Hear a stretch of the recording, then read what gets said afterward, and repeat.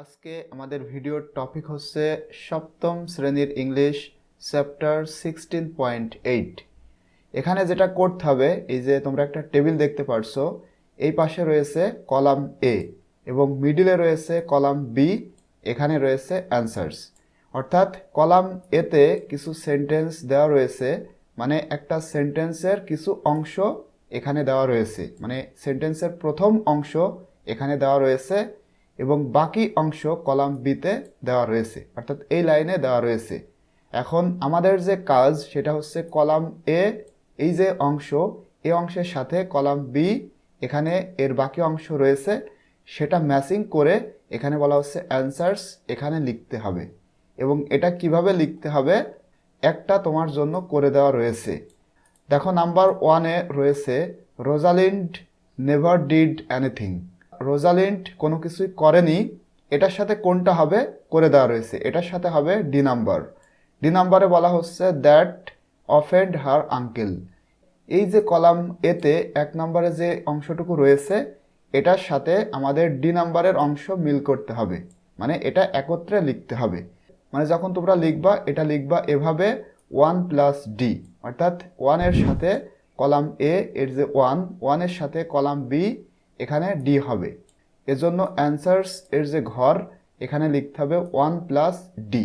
লেখার পরে পুরো সেন্টেন্সটা, এই যে বলা হচ্ছে সেন্টেন্স মানে দুইটা মিলে যে বাক্য, সেটা তোমাদের এখানে এভাবে লিখতে হবে। তাহলে পুরো সেন্টেন্সটা হবে রোজালিন্ড নেভার ডিড এনিথিং, এটা হচ্ছে কলাম এ এর অংশ, এবং কলাম বি এর অংশ দ্যাট অফেন্ড হার আঙ্কেল, মানে রোজালিন্ড এমন কোনো কিছুই করেনি যেটা তার আঙ্কেলকে বিরক্ত করেছিল। ঠিক আছে, এভাবে আমাদের বাকি যে 5টা রয়েছে এখনও এই 5টা লিখতে হবে। এখন তোমরা কিভাবে এটা লিখবা আমি সেটাই তোমাদেরকে দেখাবো। নাম্বার 2-এ যেটা রয়েছে দেখো, ডিউক ফেডারিক কল্ড রোজালিন্ড, মানে ডিউক ফেডারিক রোজালিন্ডকে কি বলেছিল, তাহলে এটার সাথে হবে এখানে এফ নাম্বার, এ ট্রেইটর মানে বিশ্বাসঘাতক। এটা তোমরা তাহলে কিভাবে লিখবা 2 + এফ, কারণ একটা কিন্তু এভাবে করে দেওয়া রয়েছে, সুতরাং এটা আমাদের এভাবেই লিখতে হবে। 2 + এফ লেখার পরে এই দুইটা সেন্টেন্স তোমরা একত্রে এভাবে লিখবা, Duke Frederick called Rosalind a traitor, মানে ডিউক ফেডারিক রোজালিন্ডকে বিশ্বাসঘাতক বলে ডেকেছিল। এরপরে 3-তে যেটা রয়েছে Celia can not live, Celia বাঁচতে পারবে না, এটার সাথে হবে এখানে ই নাম্বার উইদাউট রোজালিন্ড, মানে রোজালিন্ডকে ছাড়া সিলিয়া বাঁচতে পারবে না। তাহলে এটা আমাদের লিখতে হবে 3 + ই। লেখার পরে এই দুইটা সেন্টেন্স একত্রে তোমরা এভাবে লিখবা যে Celia can not live without Rosalind, মানে সিলিয়া রোজালিন্ডকে ছাড়া বাঁচতে পারবে না। এরপরে নাম্বার 4-এ যেটা বলা হচ্ছে Rosalind and Celia decided to go to, এটার সাথে কোনটা হবে, এটার সাথে হবে এ নাম্বার, অর্থাৎ রোজালিন্ড এবং সিলিয়া তারা সিদ্ধান্ত নিয়েছিল যাওয়ার জন্য দ্য ফরেস্ট অফ আর্ডেন, মানে আর্ডেন যে জঙ্গল বা বন, এখানে তারা একত্রে যাওয়ার সিদ্ধান্ত নিয়েছিল। তাহলে এটা আমাদের লিখতে হবে 4 + এ। লেখার পরে তোমরা সেন্টেন্সটা এভাবে লিখবা, Rosalind and Celia decided to go to the forest of Arden, মানে সিলিয়া এবং রোজালিন্ড তারা ফরেস্ট অফ আর্ডেনে যাওয়ার সিদ্ধান্ত নিয়েছিল।